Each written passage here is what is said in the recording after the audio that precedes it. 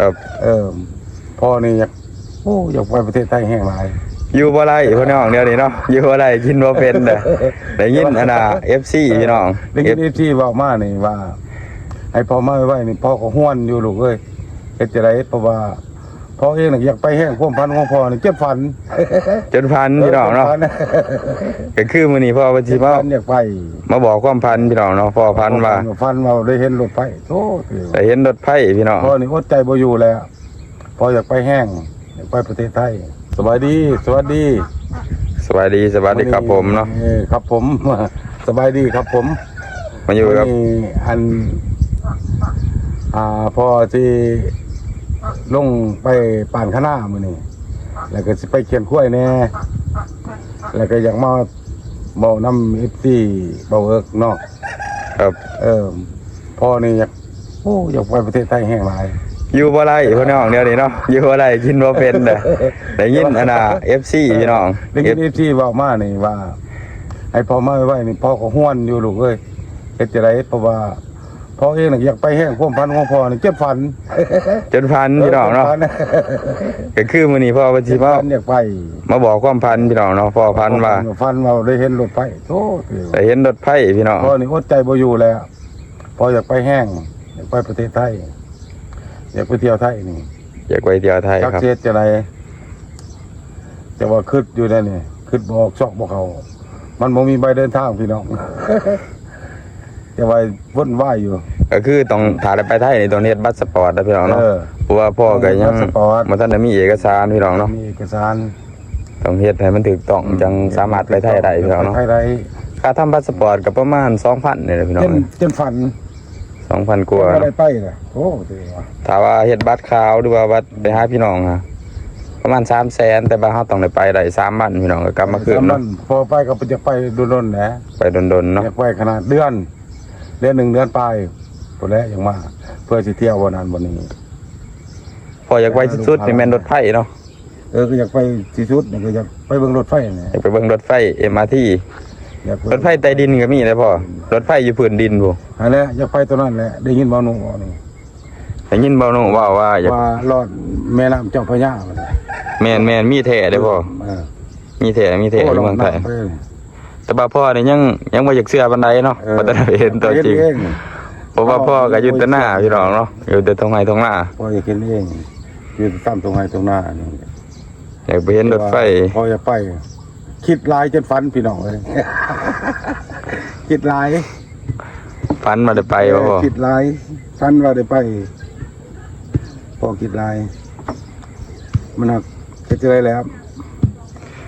คือภาษาไทยกับภาษาลาวนี่เข้าใจกันบ่พ่อเข้าใจกันนะเว้ยเข้าใจกันบ่เพราะว่าลาวไทยนี่มัน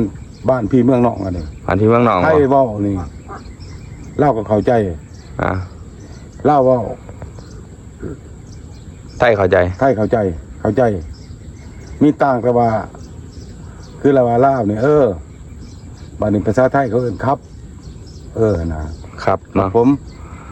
โรยภาษาลาวเฮาว่าโรยภาษาเขาว่าครับว่าโดยภาษาไทยก็ว่าครับผม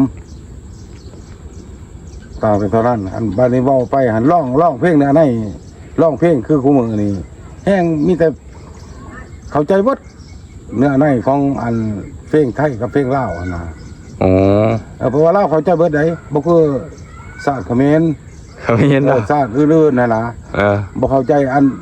ไทยลาวนี่คันเว้าเรื่องทำนองร้องเพลงนี่ก็เข้าใจกันเบิดเขมรกัมพูชามันบ่เข้าใจเลยเนาะก่อนเลยเนาะบ่ลองต้องแต่งเนาะคันไทยนี่เข้าใจเพราะเข้าใจเลยพี่น้องเนาะไทยกับลาวนี่บังสไลนี่นะบังสรันบ่เข้าใจหรอกคันไทยพูดไทยเว้าลาวเข้าใจกันต่างแต่ว่านี่ลาวนี่เสือนี่ลาวนี่เสือนี่สูงบัดไทยกางเกงเสือเนาะดีรองเท้ากันนะบัดลาวเกิบเนาะเกิบไปฮื้อมาจกเลยพ่อจกเขาบ่ได้จกได้ไทยเขาส่วนบ่เขายังมาจอบไปเอาจอบมาหน่อย กระจ้อคือกันไหน กันจอบ่ ไอ้บอตัวจ้อคือกันจอจก นี่คนลาวเอิ้นหยังนี่ทางหลังนี่ หรือวะ กุ๊บ คนไทยเอิ้น ยัง งอก งอก งอกพี่น้องเลยนี่คนลาวนี่เอิ้นกรุ๊ปเลยพี่น้องนี่แต่ว่าคนไทยนี่เอิ้นงอก นี่เลย หมวก งอกคือกัน หมวกคือกันนี่นะครับพี่น้องเนาะนี่ก็เป็นภาษาปากเว้า แต่ เนาะ ว่าลาวไทยนี่มันเข้าใจกัน แต่ก่อนนี่ก็ออกมาจากบ่เดียวกันไหนเพิ่นว่า ภาษาปากเบาคล้ายคือกันเนาะ ของออกก็ออกมา มันบ้านใกล้เคียงกันบ้านพี่เมืองนอก โอ้ ต่างแต่น้ำคลองขันซื่อๆแต่ว่า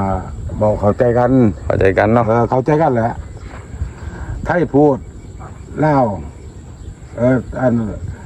ลาวพูดไทยก็ได้มานี่ไทยพูดลาวก็ได้เห็นบ่พอเห็นในทีวีนะเขาลินนั่งอันนี้ โอ้ เขาไปใช้เขาแสดงงาน ก็คือพ่อนี่มักเบิ่งทีวีนี่มักเบิ่ง2ไลก็หมู่ มันก็เบิ่ง27 27 23พออยากเบิ่ง โอ้ เพราะว่าพอเบิ่ง เป็นช่องของคนไทยเนาะพี่น้อง ช่องไทยนะเป็น27 23พออยากเบิ่ง เป็นหยังพ่อคือบ่เลือกเบิ่งช่องเบียดช่องจีน บ่เข้าใจเขา บ่เข้าใจบ่ พอบ่เข้าใจเลยส่องคอมเมนต์กับแม่ส่องอีดอกอีเดียพอบ่เข้าใจพอบ่เบิ่ง เบิ่งแต่ของไทย เบิ่งแต่ของไทย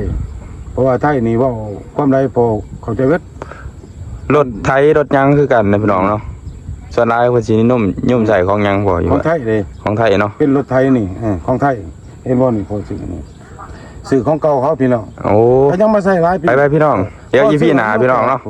เดี๋ยวอีพี่หน้าพี่น้องบ่พาเว้าตัวนี้ บ่มีเงินซื้อคันใหม่ บ่พาเว้ารถไทยเนาะพี่น้องเดี๋ยวอีพี่หน้าสิให้พ่อเพิ่นไปรีวิวรถไทยนำเข้าจากประเทศไทยพี่น้องเนาะว่าใช้งานดีบ่แต่ว่าเป็นรถไทยมือสองพี่น้องเนาะบ่ซื้อของมือสองเขาแต่ว่ามันใช้งานดีครับพี่น้องเดี๋ยวอีพี่หน้าเนาะ เพราะว่านับแต่ว่าอันนี้นี่นะของไทยนี่มันใส่ดี ของไทยนี่เนาะ ใส่ดี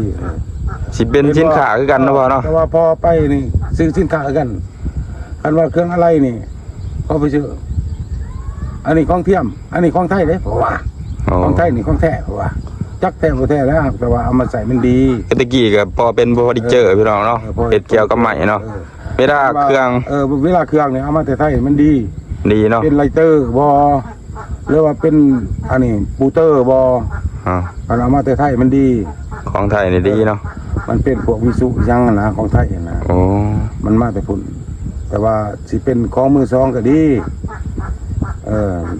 เครื่องใส่เครื่อง ของจีนเนี่ยพ่อเป็นจะได้ของจีนเอามาใส่ ของจีนก็มันบ่คักเลยแปลว่าไปคือว่าบ่สมมุติดอกพะโน่นะ อืม ดอกพะโน่พอแลนประตูคันว่าลูกจีนน่ะมันบ่อยากคักมันบ่คักคำว่าลูกของไทยนี่เขาว่าของไทยนี่นี่เป็นลูกพะโน่นะขวดพะโน่หรือว่าลูกแลนพะโน่ประตู เฮ็ดเกี่ยวกับใหม่เนาะ คักมันคักใส่กุ้งค่ามันเรียบดีหากแต่ว่าราคามันสูงคันว่าตัวดีๆเลยเขาเอามาขายบ้านเฮานี่ก็เดี๋ยวนี้คือว่าเป็นเงินกีบ400,000พุ่นนะพอไปซื้อองค์ยานี่ใส่ผู้ที่800,000 ครับพี่น้องร้านลังก็ยังมีเป็ดห้องอีกจักหน่อยเนาะก็ขอโทษนํเด้อครับพี่น้องเนาะเพราะว่าเลี้ยงเป็ดพี่น้อง เลี้ยงเป็ด เลี้ยงเป็ดทางหลังเนาะเลี้ยงเป็ดนี่นะครับพี่น้องเนาะลำหน้านี่ก็เป็นบรรยากาศเนาะครับพี่น้อง พ่อไปแล้ว ลำหน้าน้ำก็บ่ทันได้มีพี่น้องเพราะว่าพ้นถาพ้นอยู่นี่เนาะ ตาพ้น ตะกร้าก็ยังแห้งอยู่นี่พี่น้องนี่ตอนนี้ตะกร้าอ่อนกำลังบานเพื่อนนี่ก็ได้ตาหนึงแล้วนี่ก็สิรำตะกร้าแล้วครับพี่น้องเนาะวันนี้ก็มาเล่าเนาะครับพี่น้องประสบการณ์ที่ว่าพออยากไปประเทศไทยเนาะครับพี่น้องจนฝันเห็นรถไฟเนาะ เดี๋ยว EP 2พี่น้องเนาะ EP 2ก็คือใส่พอห้องเพลงไทยเนาะครับพี่น้องจุงขวายเนาะร้องเพลงยังก็พอซื้อเพลง กลุ่มใจจริงๆ กลุ่มใจจริงๆดาวบันดอนเนาะ คนขี่ล้างขวายนั่นเองเนาะครับพี่น้องเดี๋ยว EP 2พี่น้องเนาะไปต่อนี่แหละพี่น้องเนาะบรรยากาศตรงไหนตรงหน้าก็อย่าลืมนะครับพี่น้องเนาะฝากกดไลค์กดแชร์กดติดตามเพื่อเป็นกำลังใจให้กับการทำ YouTube เบาเอิกนำเด้อครับพี่น้องเนาะสำหรับมื้อนี้เมื่อกับฟอก็ขอตัวลาไปก่อนครับพี่น้องเนาะฝ ากติดตามพี่หนาเนาะอีพี่หนาก็คือรถไทยเนาะครับพี่น้องรถไทยเลยก็ลองเพลงไทยเนาะเพื่อให้ FC พังน้ำกันเนาะครับพี่น้องขอตัวลาไปก่อนครับพี่น้องขอกล่าวคำว่าสบายดีพอกันไหมเด้อพี่หนาบ๊ายบาย สบายดีบ๊ายบาย